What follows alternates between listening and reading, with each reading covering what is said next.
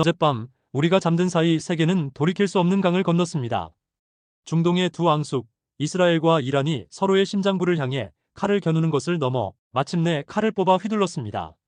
지난 24시간 동안 벌어진 숨막히는 상황을 시간대별로 재구성합니다. 이스라엘 현지 시간 12일 19시에 이스라엘이 이란 핵 및 군사시설을 공습한 작전의 명칭은 일어서는 사자 라이징 라이언이었습니다.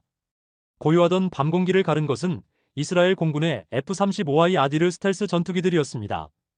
이란의 방공망을 유령처럼 돌파한 이스라엘 공군기들은 수도 테헤란 인근의 혁명수비대, 지휘통제소와 나탄제, 포르도 등 핵심 핵시설을 동시다발적으로 정밀 타격했습니다.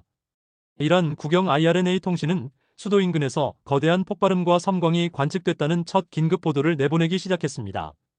13일 4시 30분 참수 확인, AP통신의 특종. 공습 2시간 반 뒤 AP통신이 익명의 미 국방부 고위 관리를 인용, 이번 공습으로 이란 미사일 부대의 아버지 아미르 알리 하지자데 장군이 사망한 것으로 보인다고 보도하며 전 세계를 충격에 빠뜨렸습니다. 이스라엘의 목표가 단순 시설 파괴를 넘어 이란 군 수뇌부 참수에 있었음이 드러난 순간입니다. 13일 5시 이란의 반격. 피격 사실을 공식 인정한 이란 최고국가안보회의는 긴급회의를 소집, 즉각적인 보복을 승인했습니다. 곧이어 이란 서부 공군기지에서 수십 발의 탄도미사일과 샤헤드 136 자폭 드론이 불을 뿜으며 이스라엘을 향해 날아가기 시작했습니다. 텔아비브와 예루살렘 전역에 공습경보 사이렌이 울려 퍼졌습니다. 13일 7시 백악관의 긴급 브리핑. 이스라엘의 이란 공습 직후 백악관은 2025년 6월 13일 새벽에 공식 입장을 발표했습니다. 발표는 션 세벗 백악관 국가안보회의 대변인에 의해 이뤄졌으며 그는 다음과 같은 성명을 밝혔습니다. 이스라엘이 이란의 군사 목표물에 대한 정밀 타격을 진행하고 있으며 이는 자위권 행사의 일환이다. 이 발표는 공습이 시작된 지 수시간 이내에 나왔으며 백악관은 사전에 이스라엘로부터 통보를 받았지만 작전에는 관여하지 않았다는 점을 강조했습니다. 또한 에이드리엔 왓슨 백악관 NSC 대변인도 별도의 성명을 통해 이란의 위협으로부터 이스라엘이 스스로를 방어할 권리를 미국은 철저히 지지한다고 밝혔습니다. 그는 미국은 이번 공격에 어떤 식으로든 관여하지 않았다고 명확히 선을 그으며 이란의 어떠한 추가 보복도 용납하지 않을 것이라고 강력히 경고했습니다. 이스라엘을 지지하면서도 확전의 불길에 휘말리지 않으려는 미국의 고심이 드러나는 대목입니다. 13일 17시 미 항모전단의 이동. 미 국방부는 동지 중에 배치되어 있던 드와이트 D. 아이젠하워 항공모함 전단에 즉시 페르시아만 인근 해역으로 이동할 준비를 하라는 명령을 하달했습니다. 이는 이란의 추가 도발을 억제하고 만일의 사태 발생 시 호르무즈 해협이 안전을 확보하기 위한 선제적 군사조치입니다. 13일 20시 25분 폭풍전야. 첫 공습과 보복이 오간 뒤 양측은 잠시 숨을 고르고 있습니다. 하지만 이는 폭풍전의 고요함에 가깝습니다. 이스라엘 전시 내각은 총리의 지하 벙커보르에서 마라톤 회의를 이어가고 있으며 이란은 군 수뇌부의 장례식을 준비하며 대대적인 추가 보복을 예고하고 있습니다.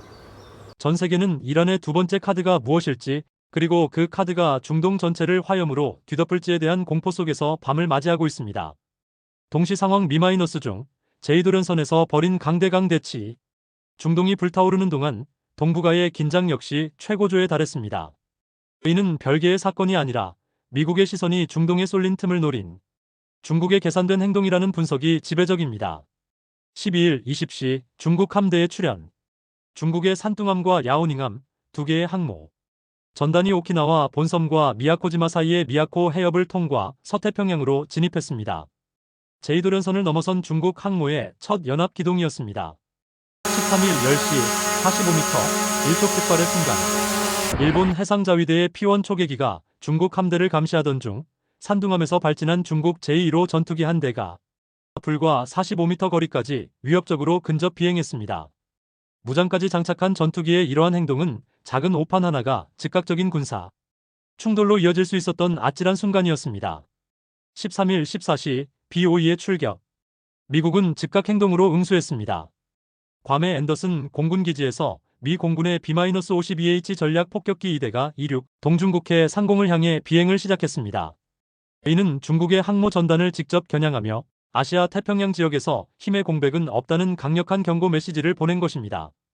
현재 중국 함대는 훈련을 마치고 복귀 항로에 오른 것으로 파악되지만 이번 사태는 미중일 3국 간의 군사적 대치가 더 이상 물밑이 아닌 수면 위에서 노골적으로 벌어지는 신냉전의 시대가 도래했음을 명백히 보여주었습니다.